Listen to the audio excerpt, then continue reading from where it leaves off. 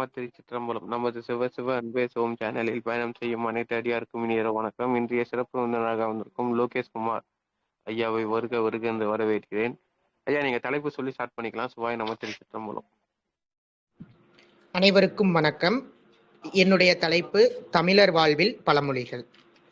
திங்களோடு பிறந்தவளும் தென்றலோடு தவழ்ந்தவளும் தென்பொதிகை விட்டெழுந்த சந்தனத்தின் நறுமணத்தில் தோய்ந்தவளும் எந்தையும் தாயும் மகிழ்ந்து குலாவி இருக்க சிந்தை சிறக்கச் செய்தவளும் ஆகிய நற்றமிழ் நங்கையாம் தமிழ் அன்னையின் பொற்பாதங்களை வணங்கி என்னை இறைவன் நன்றாக படைத்தனன் தன்னை நன்றாக தமிழ் செய்யுமாறே என்று என்னை நன்றாக தமிழ் பணி செய்ய படைத்த இறைவனை வணங்கி சிவசிவ அன்பே சிவம் டெலிகிராம் நேயர்கள் அனைவரையும் வணங்கி இன்றைய தலைப்பிற்குள் செல்லலாம். தமிழர்கள் என்பவர்கள் பண்டைய காலம் தொட்டே தமது பண்பாடுகளில் சிறந்து விளங்கி வருபவர்கள். அவர்கள் 8 தொகை, 10 பாட்டு, 14 கீழ்கணக்கு, 14 மேல்கணக்கு என்று பல இலக்கியங்களும் இலக்கணங்களும் படைத்தது தமிழ்மொழி. அவ்வாறாக இருக்க இலக்கிய வளம் மட்டுமல்லாமல் வட்டார வழக்குகளும் தமிழகத்தில் தமிழர்களின் மத்தியில் பலவாறாக இருந்து வருகிறது. அந்த வட்டார வழக்கில் தமிழக மக்களின் வாழ்வியலோடு பிணைந்தவைதான் பழமொழிகள். தமிழர்கள் என்றாலே பழமொழிகள் தான் என்பது பிரிக்க இயலாத ஒன்றாக இருக்கிறது. ஆங்கிலத்தில் இடியம்ஸ் என்பார்கள். ஆங்கிலத்தில் இடியம்ஸ் என்பதுதான் தமிழில் பழமொழிகள் என்று வழங்கப்படுகிறது. தமிழர்களின் பண்பாட்டையும் பண்பாட்டின் உயர்வையும் அளவிடக்கூடிய அளவு மானியாகத்தான் பழமொழிகள் என்பது திகழ்கிறது என்று கூட கூறலாம். பழமொழி என்றால் பழமையான மொழி என்பதுதான் பொருள். சேந்த நிவாகரம் என்ற நூல் பழமொழிக்கு 6 பொருள்களை கூறுகிறது. அவை மூதுரை, முதுமை, பொலிமை, முன்சொல், மூது சொல், பழஞ்சொல் என்று 6 பொருள்களை கூறுகிறது. பிங்கள நிகண்டு என்ற இலக்கண நூல் முதுசொல் என்பர் பழமொழியும் ஆமே என்று பழமொழி என்ற சொல்லை பயன்படுத்துகிறது. அது மட்டுமின்றி இலக்கியங்களில் பழமொழியை குறிப்பதற்காக 34 சொற்கள் இருக்கிறது என்ற குறிப்பும் நமக்கு கிடைத்திருக்கிறது. அது மட்டுமல்லாமல் உணர்வுகளையும் தமக்கு இருக்கக்கூடிய உணர்வுகளை பிறருக்கு தெரிவிப்பதற்காக எழுந்ததுதான் பழமொழிகள். படித்தவர்கள் மட்டுமின்றி பாமரர்களும் கற்றுணர்ந்தவர்கள் மட்டுமின்றி படிக்காதவர்களும் கூட பொருள் புரிந்து கொள்வதாகத்தான் பழமொழிகள் என்பது இருக்கும். இன்று நாம் கட்டுக்கோப்பாக வாழ்வதற்கு அறநூல்கள் இருக்கின்றது, சட்டங்கள் இருக்கின்றன, நீதிமன்றங்கள் எல்லாம் நமக்கு துணை செய்கின்றது. ஆனால் பண்டைய தமிழர்கள் கட்டுக்கோப்புடன் வாழ்வதற்கு பழமொழிகள் தான் துணை செய்தது என்று கூட கூறலாம். 14 மேல்கணக்கு, 14 கீழ்கணக்கு, 50 காப்பியங்கள், 5 காப்பியங்கள் என்று தமிழர்கள் இலக்கியங்களை பிரித்துள்ளனர்.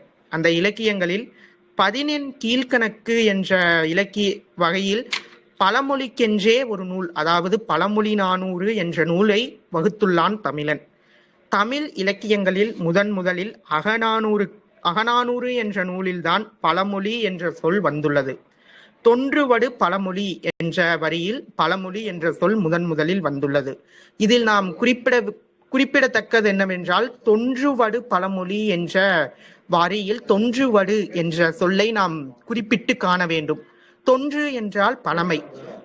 அகநானூறு காலத்திலேயே தொன்றுவடு பழமொழி என்ற வரி உள்ளது. தொன்று என்றால் பழமை, தொன்று வடு என்றால் பழமையான மொழி, பழமொழி என்ற சொல் குறிப்பிடுகிறது.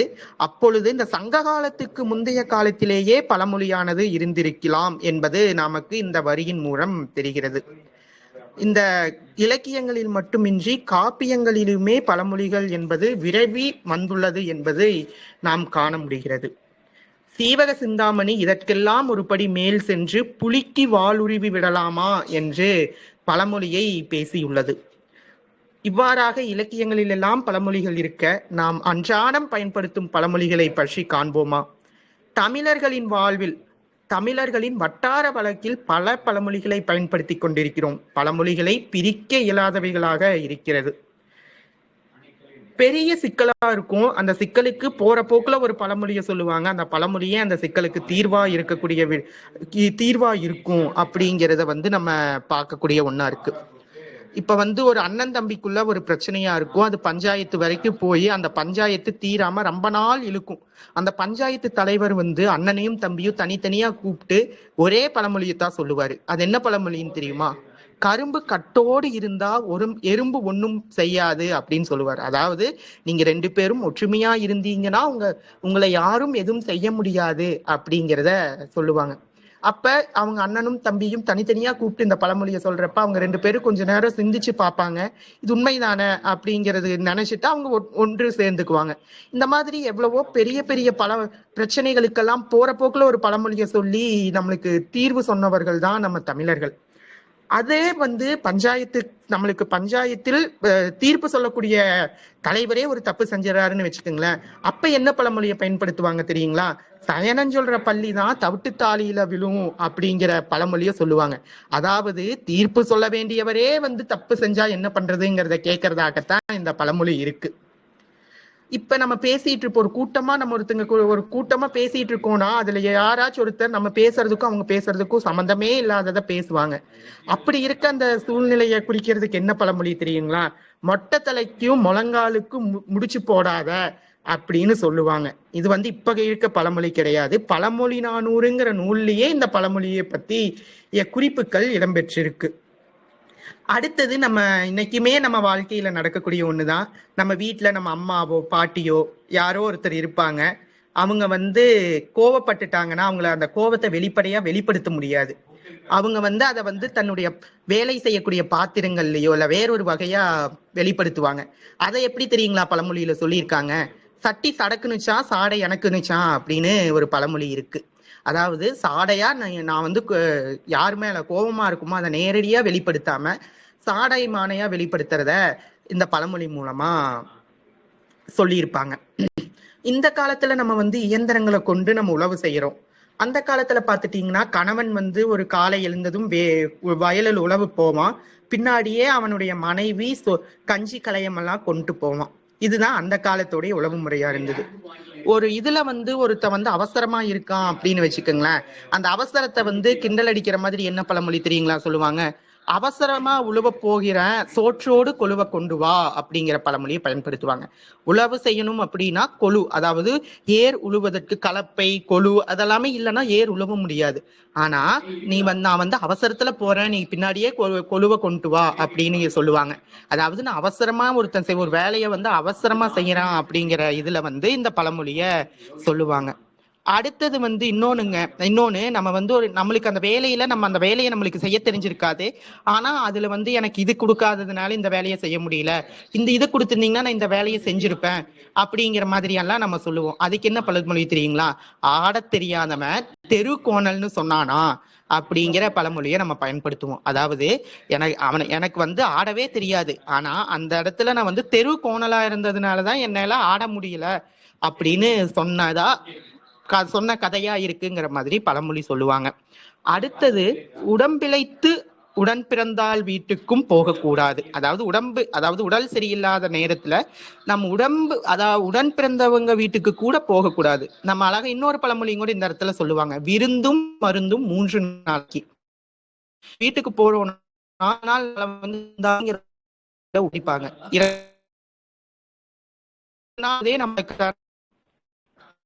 நம்மளுக்கான அந்த மரியாதை குறைஞ்சி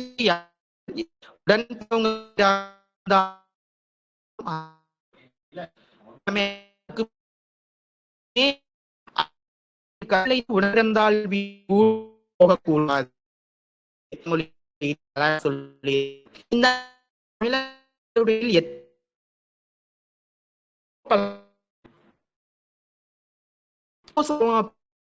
அப்படி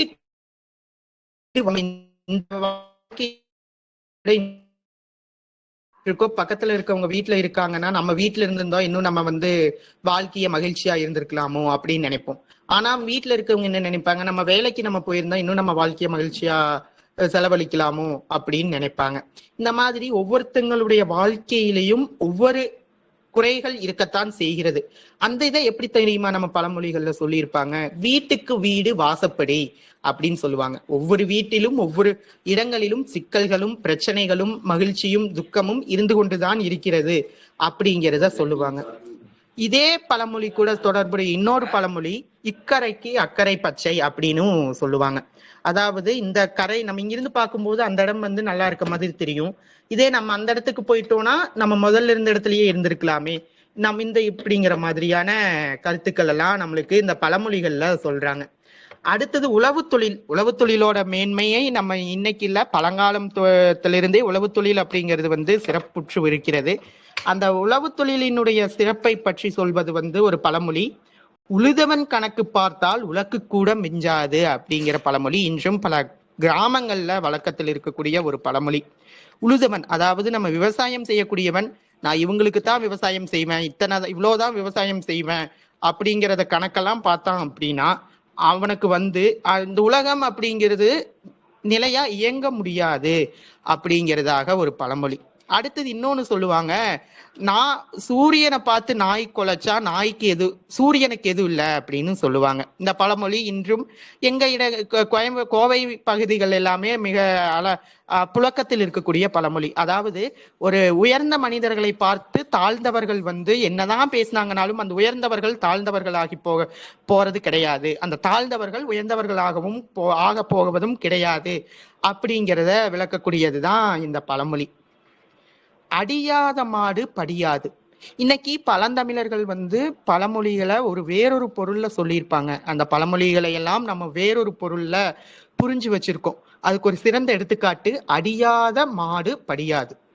இந்த நம்ம என்ன சொல்லுவோம், ஒரு குழந்தை இருக்கான், அப்படி ஒரு குழந்தைய நம்ம அடிக்கலைன்னா அந்த குழந்தை படிக்க மாட்டான் அப்படின்னு நம்ம சொல்லுவோம். ஆனா இதோட உண்மையான பொருள், மாட்டிற்கு லாடம் அப்படிங்கிறது காலில் அடிப்பாங்க. அந்த லாடம்ங்கிறத மாட்டினுடைய காலில் அடிக்கல அப்படின்னா அந்த மாடு, அந்த மாடு ஓட்டுகிறவனின் சொல் பேச்சை கேட்காது அப்படிங்கிறது தான் இந்த பழமொழி. இன்னொன்னு, கழுதைக்கு தெரியுமாம் கற்பூர வாசனை அப்படின்னு நம்ம ஒரு பழமொழி பயன்படுத்துவோம். இதுமே வந்து நம்ம வந்து அதனுடைய பொருளை நம்ம மாற்றி புரிஞ்சுக்கிட்ட ஒரு பழமொழி தான். தைக்கு தெரியுமாம் கற்பூர வாசனை. கழுங்கிற ஒரு புல்லில் தைக்கப்பட்ட பாயில கற்பூரத்தோட வாசனை தெரியும் அப்படிங்கிறது தான் இந்த பழமொழி, கழுதைக்கு தெரியுமாம் கற்பூர வாசனை. ஆனா இன்னைக்கு நம்ம அந்த பழமொழியினுடைய அர்த்தத்தையே நம்ம மாத்தி பயன்படுத்திக்கிட்டு இருக்கோம். அது மட்டும் இல்லாம 6லும் சாவு 100லும் சாவு அப்படிங்கிற பழமொழி, இது வந்து மகாபாரதத்தோட தொடர்புடைய கதையை நம்ம இந்த இடத்துல நம்ம ஒண்ணு சொல்லணும். அதாவது கர்ணனினுடைய தாய் குந்தி. கர்ணனினுடைய தாய் குந்தி வந்து பாண்டவர்கள் கூட கர்ணனை சேர்ந்து போரிட சொன்னப்ப, நான் வந்து 6 பேர்த்தோ பாண்டவர்களுடன் சேர்ந்து 6ஆவதாக நான் வந்தாலும் இப்போரில் இறப்பு ஏற்படத்தான் போகிறது, கௌரவர்களாகிய 100 பேருடன் சேர்ந்தாலும் போரில் இறப்புகள் ஏற்படத்தான் போகிறது அப்படிங்கிறதுனால நான் வந்து செய்நன்றி கடனுக்காக நான் வந்து கௌரவர்கள் கூடவே நான் இருக்கிறேன் அப்படிங்கிறத உணர்த்துவதற்காகத்தான் 6லும் சாவு 100லும் சாவு அப்படிங்கிற அந்த பழமொழியை பயன்படுத்தியதாக நம்மளுக்கு வந்து சொல்றாங்க. அது மட்டும் இல்லாம இன்னொன்னு, ஊரான் பிள்ளைக்கு ஊட்டி வளர்த்தால் தன் பிள்ளை தானே வளரும் அப்படிங்கிற பழமொழியும் இன்றும் பல கிராம வழக்குகள்ல இருக்கக்கூடிய பழமொழிகள். அதாவது இந்த பழமொழியில என்னன்னா, ஒரு பெண் கர்ப்பமாக இருக்கும் போது அந்த பெண்ணுக்கு தேவையான ஊட்டச்சத்துக்களை எல்லாம் நாம் கொடுத்து அந்த பெண்ணை நன்றாக பார்த்தோமே ஆனால் தன் பிள்ளை, அதாவது அந்த பெண்ணின் வயிற்றில் வளரக்கூடிய குழந்தை தன் பிள்ளை நன்றாக வளரும் அப்படிங்கிறது தான். ஊரான் பிள்ளையை ஊட்டி வளர்த்தால் தன் பிள்ளை தானே வளரும் அப்படிங்கிறது பழமொழி. அடுத்தது நம்ம சொந்தக்காரங்க கூட சண்டை கட்டிட்டே இருக்கோம்னு வச்சுக்கோங்களேன்.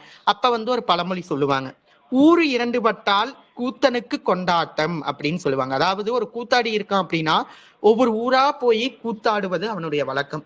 ஒரு ஊரே ரெண்டா பிரிஞ்சிருச்சுன்னா அப்ப அவனுக்கு 2 நாள் கூத்து ஆடுவதற்கான வாய்ப்பு கிடைக்கும். அப்ப அவன் மகிழ்ச்சியா இருப்பான். அதாவது இதுல என்ன சொல்ல வராங்க அப்படின்னா, நம்ம வந்து ஒற்றுமையா இருந்தோம் அப்படின்னா நம்ம வந்து நிறைய சாதிக்கலாம். இதே நம்ம உறவுகள் பிரிஞ்சிருந்துச்சு அப்படின்னா நம்ம எதிரிகள் நம்ம எளிமையா எதிரிகளுக்கு மகிழ்ச்சி அப்படிங்கிறத இந்த பழமொழியில சொல்றாங்க. அதுக்கப்புறம் முள்ளு குத்திருச்சுன்னு வைங்களேன், அப்பங்கூட நம்ம தமிழர்கள் அழகான ஒரு பழமொழியை சொல்லுவாங்க. என்ன தெரியுங்களா? சின்ன மச்சான் குனிய வச்சான் அப்படிங்கிற பழமொழி. அதாவது சிறுசா இருக்கக்கூடிய முள் காலில் குத்திருச்சு அப்படின்னா நம்ம குனிந்து அந்த முல்லை நம்ம புடுங்குவோம். அதான் அழகா நம்மளுக்கு வந்து சொல்லியிருப்பாங்க. இந்த மாதிரி ஒவ்வொரு தமிழர்களினுடைய வாழ்விலும் ஒவ்வொரு நிலையிலும் ஒவ்வொரு இடத்திலும் தமிழர்கள் வந்து பழமொழிகளை பலவாறாக பின்பற்றி பேசி வந்துகிட்டு தான் இருக்காங்க. இந்த பழமொழிகளை நம்ம வந்து இன்றைய தலைமுறையினருக்கும் கொண்டு செல்ல வேண்டும் அப்படிங்கிறது மிக தேவையான ஒன்று. நம்ம அதை வந்து நிறைய பழமொழிகளை நம்ம பொருள் மாற்றி புரிந்து கொண்டிருக்கிறோம். அந்த பழமொழிகளை எல்லாம் நம் பொருள் சரியாக புரிந்து கொண்டு இன்றைய தலைமுறைக்கு மட்டுமல்லாமல் இனி வரக்கூடிய தலைமுறையினருக்கும் பழமொழிகளை எடுத்து செல்ல வேண்டும். பழமொழிகள் மட்டுமல்ல, இன்று தமிழர்களின் பண்பாட்டையும் கலாச்சாரத்தையும் தமிழ் மொழியையும் இன்றைய தலைமுறை அடுத்த தலைமுறைக்கும் கொண்டு செல்ல வேண்டும். இது போன்று இன்னும் பல நிகழ்வுகளை நடத்த வேண்டும் என்று கூறி வாய்ப்பளித்தமைக்கும் வாய்மொழி கேட்டமைக்கும் நன்றி கூறி விடைபெறுகிறேன். நன்றி, வணக்கம்.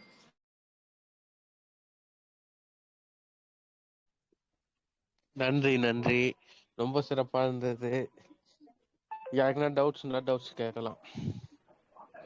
எதுவுமே டவுட் இருக்காருன்னு நினைக்கிறேன், ஏன்னா இலக்கிய சார்ந்த வகுப்பு, அதனால டவுட் இல்லைங்க சார். ஒரு கேள்வி, இதெல்லாம் எங்கிருந்து ஒரு பிறப்பிடமா இருக்கும்? அவங்களா அனுபவிச்சு எழுதுனதா இல்ல எப்படி இந்த மொழிகள் எல்லாம் எழுதுறாங்க, பல மொழிகள்?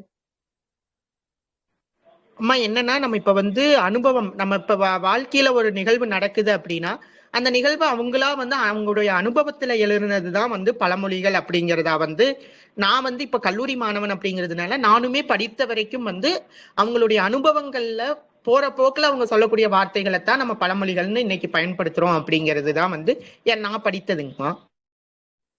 ஓ, ஓகே ஓகேங்க. ஓ, காலங்காலமா மூதாதையர்கள்ல இருந்து ஒவ்வொரு பழமொழியா சேர்ந்து இந்த மாதிரி வந்திருக்கு இல்லைங்களா? இப்ப நாட்டுப்புற பாடல்கள், தாலாட்டு பாடல்கள், அந்த மாதிரியான பாடல்கள் எல்லாம் எப்படின்னா நம்ம முன்னோர்கள் பாடியிருப்பாங்க, அதை நம்ம செவி வழியா வந்தது தானுங்க. அந்த மாதிரி தான் பழமொழிங்கிறதுமே ஒரு சில நூல்கள்ல இருந்தாலும் பல பழமொழிகள் செவி வழிகளா வந்ததா தான் இருக்குங்கம்மா. ஓ, ஓகே. ரொம்ப நன்றிங்க, நீங்க அழகா சொன்னீங்க, நிறைய பழமொழிகள் சொன்னீங்க. சிலதெல்லாம் மறந்தே போயிடுவோம். படத்துல பார்த்து தெரிஞ்சுக்கிறது தான். நிறைய எங்களுக்கு பழசுக்கெல்லாம் மீனிங்கே புரியாது, அந்த மாதிரியான பழமொழிகள் எல்லாம் இருக்கு. ரொம்ப நன்றிக்கு, இதுக்காக ஒரு கிளாஸை எடுத்திருக்கீங்க நீங்க. ரொம்ப நன்றிங்க. ரொம்ப நன்றிங்கம்மா.